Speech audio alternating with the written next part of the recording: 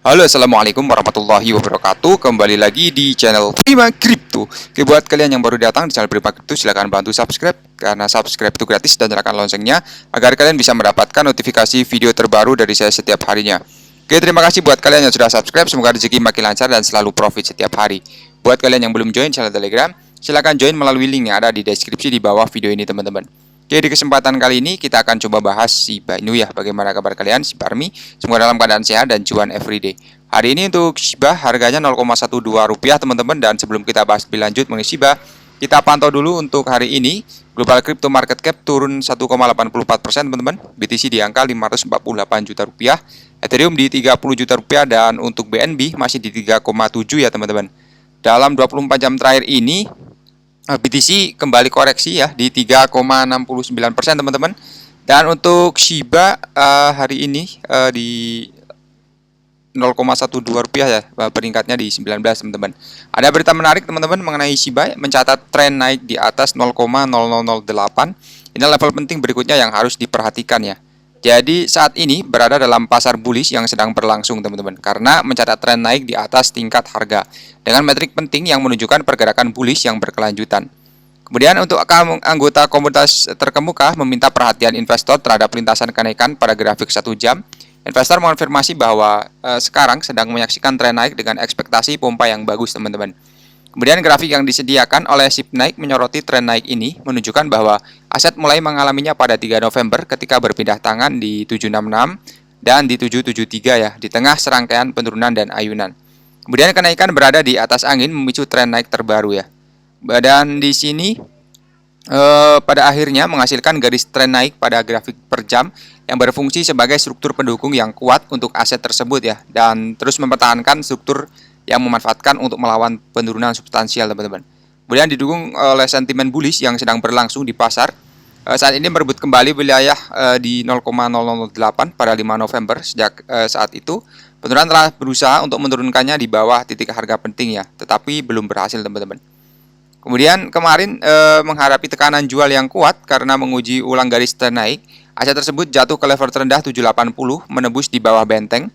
Namun kebangkitan yang cepat membuat Shiba memulihkan nilainya yang hilang dalam waktu 3 jam ya, teman-teman. Jadi untuk posisi harga saat ini mewakili poin penting dengan indikator-indikator utama mendukung kenaikan. Dan saat ini berpindah tangan pada 824 dengan nyaman diperdagangkan di atas MA 200 dan MA 50 ya. Ini mewakili momentum bullish, teman-teman. Selain itu, meskipun terjadi kenaikan baru-baru ini, RSI Shiba berada di wilayah yang menguntungkan dalam jangka waktu 1 jam. Dan Shiba Inu saat ini berada di 43,62, menunjukkan bahwa aset tersebut mungkin mendekati kondisi oversold, teman-teman. Kemudian hal ini disebabkan oleh penurunan berturut-turut yang terlihat pada grafik 1 jam. Penurunan wilayah oversold juga dapat mengindikasikan bahwa Shiba akan mengalami rebound dalam jangka waktu per jam ya. Kemudian jika Shiba mempertahankan tren naik, ia menghadapi tantangan berat dalam perjalanannya menuju 0,001 dolar ya, yang sangat didambakan, teman-teman. Jadi untuk menembus level ini akan menghasilkan 841 dan kemudian 848 ya. Kemungkinan akan menyaksikan salah satu level resistansi kuatnya di 869 di level Fibonacci 1,618 ya, dan penembusan di atas titik ini dapat membuat Shiba merebut kembali di 0,9 ya. Yang pertama kalinya sejak Agustus, teman-teman. Untuk harganya baru-baru ini turun dan tetap mempertahankan minat pasar. Volumenya juga telah meningkat 50,41% selama 24 jam terakhir menjadi 294,7 juta dolar ya, dan kapitalisasi pasar tetap di atas wilayah 4,8 miliar dolar. Saat ini berada di 4,85 ya pada saat pelaporan, teman-teman. Kemudian untuk tambahan berikutnya, 67% pemegang merugi ya. Jadi kemarin mungkin ada yang beli ketika harga sedang naik ya, dan ada koreksi ya, terutama untuk Bitcoin. Bitcoin kemarin naik cukup tinggi dan semalam aja kita lihat di 570 jutaan ya, sekarang 549 juta lagi ya. Oke, sangat wajar ya karena ketika ada kenaikan pasti ada koreksi, teman-teman. Di sini untuk koin meme paling sukses di luar sana dengan persaingan langsung dengan Doge dan bekerja tanpa henti dan berbagai proyek untuk komunitas. Jadi dengan perdagangan di zona merah, pemegangnya tidak dalam kondisi terbaiknya ya. Untuk menurut rincian Into the Block, 67% pemegang mengalami kerugian.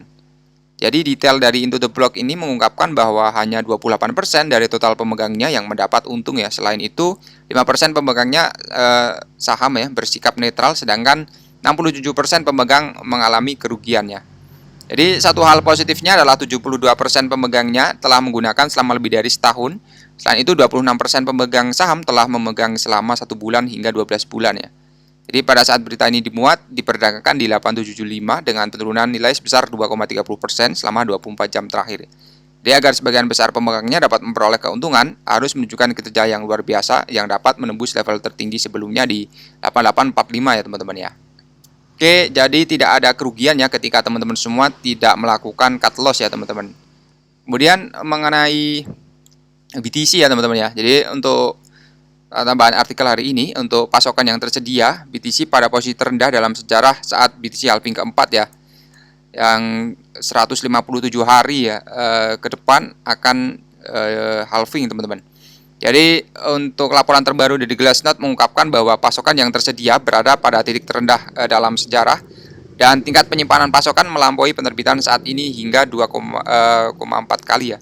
Jadi laporan tersebut membahas tentang 3 tahap penting yang masing-masing memberikan wawasan berharga tentang BTC. Yang pertama berkisar pada pasokan tersedia dan aktif yang mengukur volume BTC yang beredar secara aktif dan tersedia untuk diperdagangkan. Kemudian indikator tambahan dari pasokan yang lebih panas melibatkan koin yang berumur kurang dari 1 bulan dan bunga terbuka berjangka 0,41 juta BTC, kemudian berfungsi sebagai representasi paparan pasokan di pasar derivatif teman-teman. Kemudian tingkat akumulasi semua entitas yang memiliki kurang dari 100 BTC telah melampaui penerbitan baru teman-teman sejak Februari 2022. Ini menandai periode terpanjang dan paling berkelanjutan dalam sejarah ya. Jadi untuk halving ini merupakan salah satu peristiwa yang paling dinantikan dalam kalender Bitcoin ya, meskipun hal ini juga terjadi setiap 210.000 blok. Kemudian memangkas tingkat penerbitan koin baru sebesar 50%. Dan tanggal dan waktu pastinya tidak diketahui ya, karena variabilitas alami dan sifat probabilistik dari blok penambangan teman-teman. Jadi untuk mereka yang melakukan perdagangan dengan siklus paruh ini berpotensi memperoleh keuntungan yang lebih baik dibandingkan mereka yang membeli dan menahan teman-teman. Di sini ada data-data ya, all Bitcoin price increase around the ketiga halving ya. Jadi setiap halving dia pasti akan mengalami kenaikan teman-teman. Jadi di sini yang pertama, kedua, ketiga, dan keempat masih dalam proses ya teman-teman ya. Oke, di sini mengenai ETF BTC Spot teman-teman. Kenapa kita bahas ini? Karena ini juga akan ini ya teman-teman ya, akan mempengaruhi kenaikan BTC ya. Akan ETF Spot ini ya, kemungkinan besar akan meletakkan dasar bagi pasar yang lebih terregulasi dengan inklusi yang lebih besar ya. Kemudian pertumbuhan permintaan yang signifikan kata laporan teman-teman. Ini dana yang diperdagangkan di bursa ETF BTC jika disetujui di Amerika Serikat akan membuka pasar mata uang kripto ya untuk kelas investor baru. Jadi ini termasuk penasihat investasi terdaftar, dana pensiun, dan lembaga yang secara historis tidak dapat mengakses kelas aset. Jadi untuk peluangnya berpotensi jauh lebih besar dari sekedar memungkinkan modal baru untuk mengakses pasar kripto, karena ETF akan meringankan pembatasan bagi pengelola dan institusi uang besar ya untuk membeli dan menahan Bitcoin. Jadi memiliki ini ya dalam jangka panjang ini, hal ini dapat menambah miliaran total kapitalisasi pasar kripto ya, kata laporan itu ya teman-teman ya. Kemudian pasar obligasi Treasury Amerika Serikat juga telah terguncang dan sektor perbankan Amerika Serikat masih sangat rentan, yang menjadikan Bitcoin semakin menarik menjelang tahun 2024 teman-teman. Jadi kita tunggu aja ya untuk pergerakan selanjutnya. Semoga saja sih tidak koreksi terlalu dalam ya. Buat teman-teman semua yang ingin serok, tunggu aja ya teman-teman ya. Di sini tunggu aja, nanti pasti turun lagi teman-teman. Oke, sampai di sini dulu untuk pembahasan kali ini. Buat teman semua yang belum subscribe, silahkan bantu subscribe. Karena subscribe itu gratis, dan nyalakan loncengnya agar kalian bisa dapat notifikasi video terbaru dari saya setiap hari. Terima kasih sudah menonton video ini. Share jika video ini bisa bermanfaat. Sampai jumpa di video selanjutnya. Assalamualaikum warahmatullahi wabarakatuh. Salam profit.